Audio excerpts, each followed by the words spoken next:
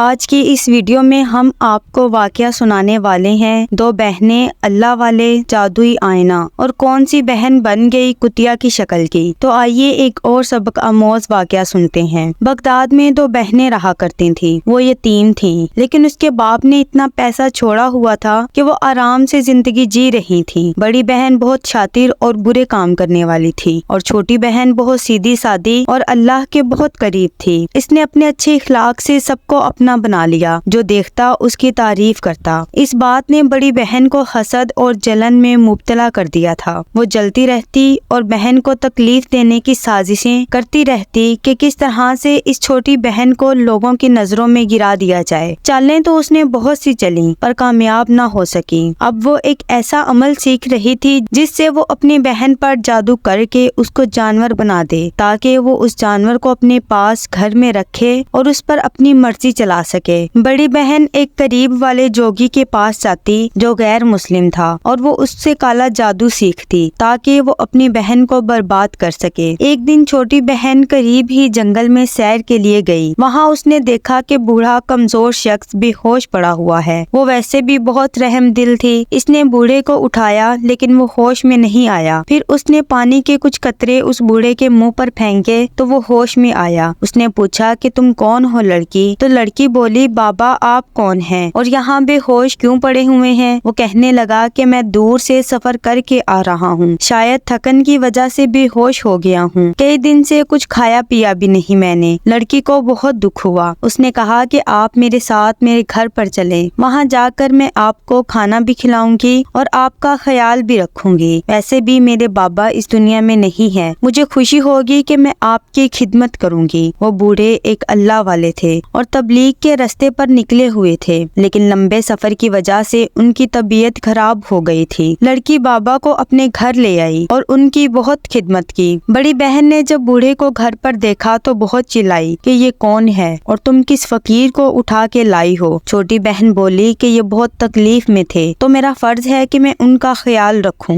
بڑی بہن بولی، کس طرح تمہارا فرض ہے؟ وہ کیا تمہارے باپ ہیں؟ وہ چھوٹی بہن بولی کہ میرے بابا جیسے ہی ہیں، تمہیں نظر نہیں آتا کہ وہ نابینا ہے، ان کو نظر نہیں آتا اور کتنے کمزور ہیں کہ خود چل بھی نہیں سکتے، تو کیا میں ان کی مدد نہیں کر سکتی؟ بڑی بہن بولی کہ نہ جانے کن فقیروں کو گھر لے آتی ہو، تمہیں شرم بھی نہیں آتی کہ بڑی بہن کے ہوتے ہوئے تم مجھ سے بنا اجازت کے اس کو گھر لے آئی ہو۔ چھوٹی بہن بولی کہ نیکی کرنے سے پہلے اجازت کی ضرورت نہیں ہوتی، اور یہ تو نبی پاک نے بھی فرمایا ہے کہ کسی کی پریشانی کو دور کرو، اللہ تمہاری پریشانی کو بھی دور کرے گا۔ وہ اللہ والے اس چھوٹی بہن سے بہت خوش ہوئے اور کہنے لگے کہ بیٹی تو اللہ کی بہت عبادت کرتی ہے، مجھے بہت اچھا لگتا ہے۔ وہ لڑکی بولی، لیکن بابا آپ کو تو نظر نہیں آتا۔ وہ بولا کہ بیٹا میں دل کی آنکھوں سے دیکھتا ہوں اور مجھے پتا ہے کہ تم اللہ کی نیک بندی ہو، پر تم سے ایک سوال پوچھتا ہوں، کیا تم رات میں نماز پڑھتی ہو؟ وہ لڑکی بولی، کون سی نماز؟ عشاء کی نماز کے بعد کون سی نماز ہوتی ہے؟ اللہ والے کہنے لگے، یہ نماز وہ ہے جو جاگ کر کے لی جاتی ہے، یعنی ایک نیند لینے کے بعد کی جاتی ہے، اس کو تہجد کی نماز کہتے ہیں۔ تو اس نے کہا کہ نہیں بابا، جو میری ماں نے مجھے سکھایا ہے میں وہی کام کرتی ہوں، مجھے نہیں پتا۔ پھر اللہ والے کہنے لگے کہ چلو پھر آج تم نے میرے ساتھ عبادت کرنی ہے۔ پھر وہ اللہ والے کے ساتھ نماز پڑھنے لگی۔ پھر وہ فجر تک اللہ والے کے ساتھ عبادت کرتی رہتی۔ بڑی بہن نے جب اپنی بہن کو اللہ والے کے ساتھ نماز پڑھتے دیکھا تو سوچنے لگی کہ یہ دونوں مل کر کوئی ایسا عمل کر رہے ہیں جس کی وجہ سے میری بہن ساری دولت اپنے نام کرا لے گی، میرے باپ کی ساری جائیداد اس کے نام ہو جائے گی۔ انسان کی نیت جیسی ہوتی ہے وہ عمل بھی ویسا کرتا ہے۔ اس کی نیت ایسی تھی، اسی لیے وہ ایسا ہی سوچ رہی تھی، جبکہ وہ بہن تو صرف اللہ کو راضی کر رہی تھی۔ اللہ والے اس کے استاد بن رہے تھے، وہ اس کو علم سکھا رہے تھے۔ بڑی بہن اس سے نفرت کرتی جا رہی تھی۔ افسوس کی بات یہ ہے کہ انسان کے پاس محبت کرنے کا وقت نہیں اور نفرت میں ساری زندگی گزار دیتا ہے۔ ایک دن بڑی بہن اپنے اس جوگی بابا کے پاس گئی اور کہا کہ جوگی بابا، میری بہن نہ جانے اس بوڑھے کو گھر کیوں لے کر آ گئی ہے جو اندھا ہے، جس کو نظر بھی نہیں آتا، لیکن وہ کچھ ایسا سیکھ رہی ہے جس سے مجھے نقصان ہوگا۔ وہ اس کے ساتھ رات کو کچھ ایسا عمل کر رہی ہے، مجھے لگتا ہے کہ میرے باپ کی ساری دولت ہتھیا رہی ہے۔ میں چاہتی ہوں کہ میں اسے اپنے علم کے ذریعے جانور بنا دوں اور وہ جانور جو میرے اشاروں پر چلے۔ جب میرے اشاروں پر چلے گی تو منمانی بھی نہیں کرے گی۔ اس کو نیکی کرنے کا بہت شوق ہے۔ اب تو نہ جانے کون سا علم کر رہی ہے جس کی وجہ سے مجھے ڈر لگ رہا ہے۔ مجھے اپنی حفاظت کرنی ہوگی، اسی لیے مجھے کچھ بھی دو جس کی وجہ سے میں بچ جاؤں۔ جوگی بابا کہنے لگے کہ تم اس کو کون سا جانور بنانا چاہتی ہو؟ تو بہن نے کہا کوئی بھی پالتو بے زبان جانور جو میرے گھر میں رہے، میرا وفادار بن کر۔ تو جوگی کہنے لگا کہ تم اس کو کتیا بنا دو، اچھا ہے، تمہاری حفاظت بھی کرے گی اور تمہاری بات بھی مانے گی۔ یہ سن کر وہ مکار ہنسنے لگی اور بولی کہ یہی تو میں چاہتی ہوں۔ اب وہ روز جوگی بابا کے پاس وہ عمل سیکھنے لگی، وہ شیطانی عمل جس کو سیکھنے کے لیے روز اس کو قبرستان جانا پڑتا۔ قبر کو کھود کر وہ مردے کو باہر نکالتی اور اس مردے کے گرد حصار کھینچتی، یعنی دائرہ بناتی، اور اپنے شیطانوں کو پکارتی کہ مجھے طاقت دو، میری مدد کو آؤ۔ اب وہ خود تو مسلمان رہی نہیں تھی،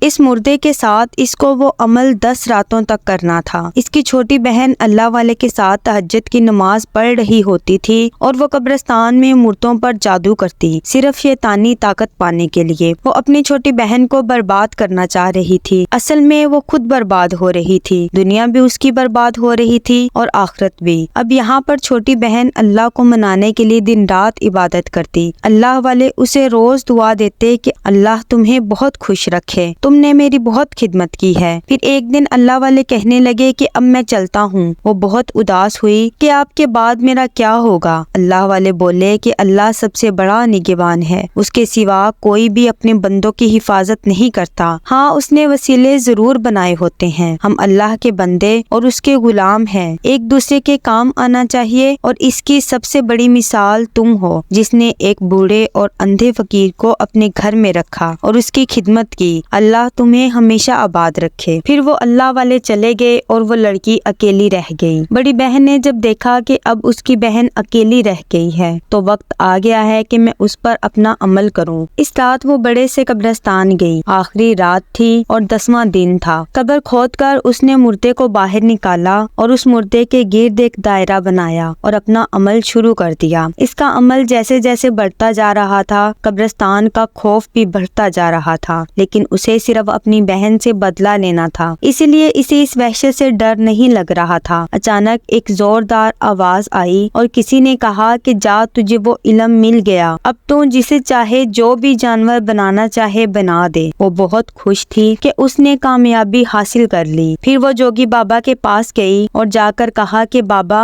مجھے وہ علم مل گیا ہے، میں بہت خوش ہوں، میں نے 10 دنوں میں یہ عمل کیا ہے جس کا مجھے پھل مل گیا، میں کامیاب ہو گئی۔ اب میں گھر جاتی ہوں اور اپنی بہن کا حشر برا کر دوں گی جس سے مجھے بہت نفرت ہے، جس نے میرا جینا عذاب کیا ہوا ہے۔ وہ بابا کہنے لگے کہ جاؤ اور اپنا خیال رکھنا۔ اس نے غرور سے کہا کہ میرے پاس جو ہے اس کے پاس نہیں ہے، اسی لیے مجھے اب ڈرنے کی کوئی ضرورت نہیں۔ اور پھر وہ گھر آ گئی۔ پہلے اس نے بہت چال بازی سے اپنی بہن کے ساتھ میٹھی میٹھی باتیں کرنا شروع کی، اس کا خیال رکھتی اور سارے کام کرنے لگی۔ چھوٹی بہن بھی اپنی بہن کی محبت کو سچ سمجھ رہی تھی، لیکن وہ صرف اس کو اپنے جال میں پھنسانا چاہتی تھی۔ ایک رات بڑی بہن نے پوری تیاری کر رکھی تھی اس خاص عمل کو کرنے کی۔ پھر وہ خاص عمل کرنے کے لیے وہاں بیٹھ گئی اور چھوٹی بہن تہجد کی نماز پڑھ رہی تھی کہ اچانک دروازے پر دستک ہوئی۔ بڑی بہن بولی کہ کون آ گیا اس وقت رات کے پچھلے پہر؟ اس نے دروازہ کھولا تو سامنے وہی اللہ والے تھے۔ اس نے کہا کہ یہاں اس وقت کیا کر رہے ہو تم؟ اللہ والے نے کہا کہ کیا ایک رات میں یہاں رک سکتا ہوں؟ تو وہ کہنے لگی کہ میں نہیں جانتی تم کون ہو اور تم ہوتے کون ہو اس گھر میں رکنے والے؟ وہ اللہ والے بولے کہ تم جانتی ہو مجھے کہ میں کون ہوں؟ وہ جھوٹ بولنے لگی کہ نہیں، میں نہیں جانتی۔ اسی وقت پھر چھوٹی بہن بھی آ گئی اور وہ اللہ والے کو پہچان گئی اور خوشی سے کہنے لگی کہ آئیے بابا، اندر آئیے۔ بڑی بہن کو غصہ آ گیا کہ آج تو میرے عمل کا خاتمہ ہو گیا۔ خیر کوئی بات نہیں، اس کو کون سا نظر آتا ہے، میں اپنا کام آسانی سے کر سکتی ہوں۔ اس کے بعد اس نے وہ عمل شروع کیا اور اپنی بہن کے پاس آ گئی کہ میری بہن، ہم بہت عرصے سے ایک ساتھ رہتے ہیں، ہمارے والدین دنیا میں نہیں ہیں، ہم دونوں کی محبت مثالی ہے۔ چھوٹی بہن بھی چپ تھی کیونکہ اس کی بہن اب اس سے محبت کرنے لگی تھی اور ثابت بھی کر رہی تھی۔ پھر اس نے کہا کہ میں تمہیں تحفہ دینا چاہتی ہوں کیونکہ تم ایک نیک بندی ہو اور سب کی مدد کرتی ہو، جو والدین نے سکھایا ہے تم وہی کرتی ہو اور لوگوں کا دل جیت لیتی ہو، میں بہت خوش ہوں، کیا تم میرے ہاتھوں سے یہ تحفہ لوگی؟ اس نے کہا کہ کس طرح کا تحفہ؟ پھر اس نے کہا کہ ایک آئینہ ہے، اس آئینے کو دیکھ کر جو بھی خود کو سنوارے گا وہ دنیا کا حسین ترین انسان بن جائے گا۔ چھوٹی بہن نے کہا لیکن مجھے خود کو حسین کرنے کی کوئی ضرورت نہیں ہے، میں دنیا کو دکھانے کے لیے نہیں کرتی۔ بڑی بہن بولی کہ اچھا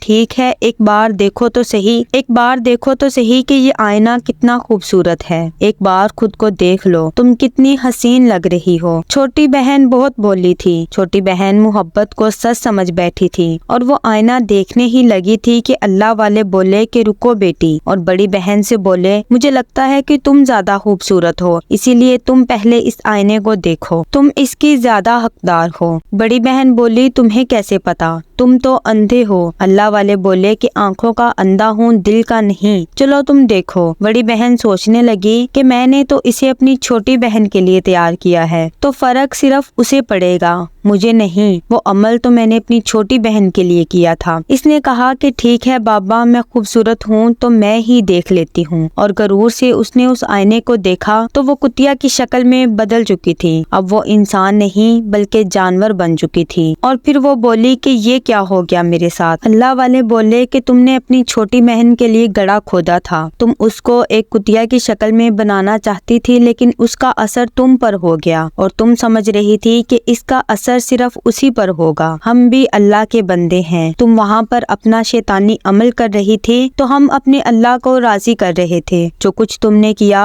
وہ تم پر ہی الٹا پڑ گیا، اب تمہیں جانور کی شکل دے دی گئی ہے تاکہ تم دیکھو اور سوچو کہ جو تم کسی اور کے لیے کرنا چاہتی تھی وہ تم خود بن گئی۔ تم جادو کر کے اپنی بہن کو برباد کرنا چاہتی تھی، اس کو اپنے اشاروں پر چلانا چاہتی تھی، اب اشاروں پر کون چلے گا؟ تم چلو گی۔ حسد نے تمہیں برباد کر دیا، شیطان سے مانگو گی تو تباہ ہو جاؤ گی، اللہ سے مانگو گی تو تمہیں ضرور دیا جائے گا۔ اس کے بعد اللہ والے چھوٹی بہن سے بولے کہ تو نے اپنی عبادت سے اللہ کو راضی کر لیا، اسی لیے اس نے مجھے بھیجا، تمہارے اچھے عمل نے تمہیں بچا لیا۔ اللہ کی ذات پر بھروسہ کرنے والے ایسے ہی آفتوں سے بچتے رہتے ہیں۔ رسول اکرم صلی اللہ علیہ وآلہ وسلم نے ارشاد فرمایا، حسد سے بچو، کیونکہ حسد نیکیوں کو اس طرح کھا جاتا ہے جس طرح آگ لکڑی یا خشک گھاس کو کھا جاتی ہے۔